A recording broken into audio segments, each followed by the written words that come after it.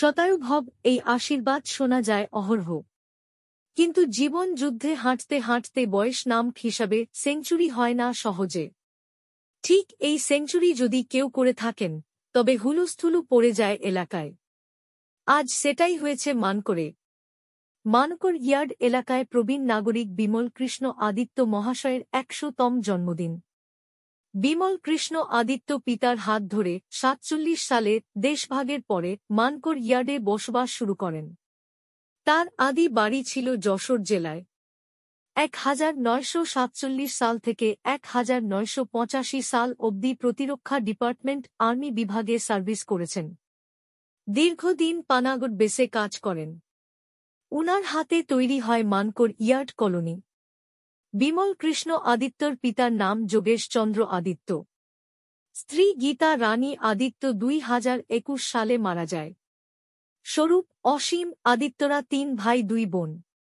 ১৯৮৫ সালে জুন মাসে কর্মজীবন থেকে অবসর নেয়। কর্মজীবন ছিল ৩৮ বছর। বুধবুধ ব্লক কংগ্রেসের পক্ষ থেকে এই শতায়ু নাগরিকের জন্মদিন পালন কংগ্রেস নেতা জয়গোপাল দে বলেন, আমরা গর্বিত তিনি আমাদের এলাকার বাসিন্দা। জীবন্ত ইতিহাস তিনি। স্বাধীন ভারতের প্রথম দিকের ইতিহাস, দেশভাগের ইতিহাসের সাক্ষী তিনি। সবথেকে সিনিয়র পার্সন বিমল কৃষ্ণ আদিত্য বাবুর আজকে ১০০তম জন্মশতবার্ষিক আমরা পালন করছি।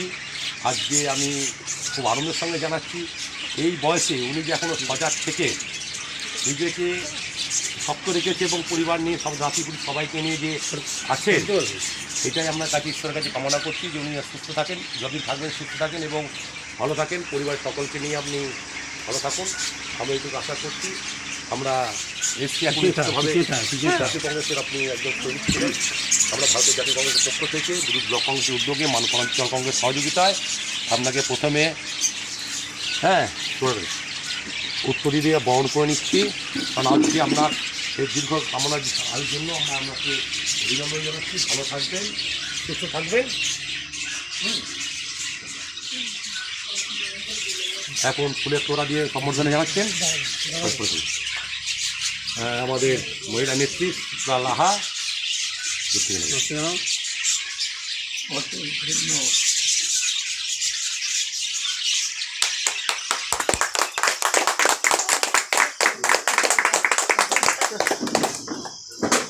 আজকে এবারে উনি আজকে যে ১০০তম জন্মদিন পালন করছি, তার জন্য আমরা যে তরফ থেকে ছোট্ট একটু কেক উনি কেটে সবাইকে একটু তুলে দিন।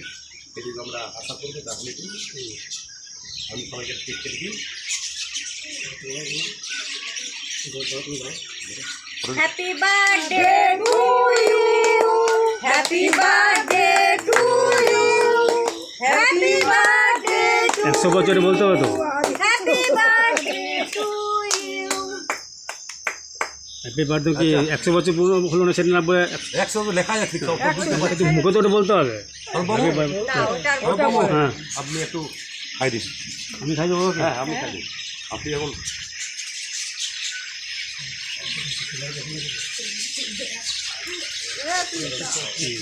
খাই না, তুমি কেন? আচ্ছা, এবার আমি একটু মুখে একটু মুখে করে চাকি দাও, একটু করে মুখে চাকি দাও, অল্প চাকি দাও।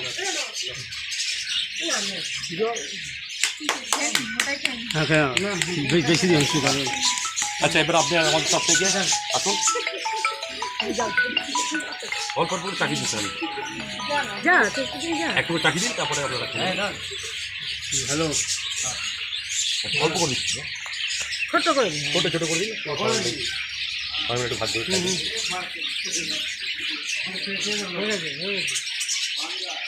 আসুন, একটু খাই দিন। আমরা একটু চাকি দিই।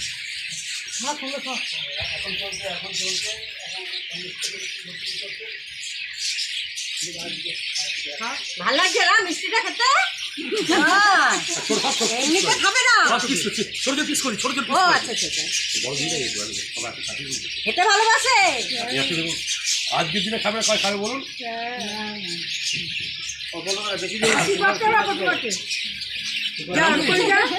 আসুন যা যা উপরে যা তোর পুত্র বলবি যাও যাও যাও যাও যা কি হয়েছে অল্প করে দেন টিকিট কেটে অল্প করে না যা যা যা হয়েছে অল্প একটু দে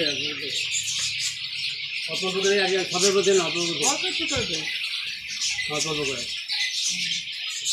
আশীর্বাদ করো সবাই সবাই সবাই আশীর্বাদ করছে সবাই কি আশীর্বাদ দেয়নি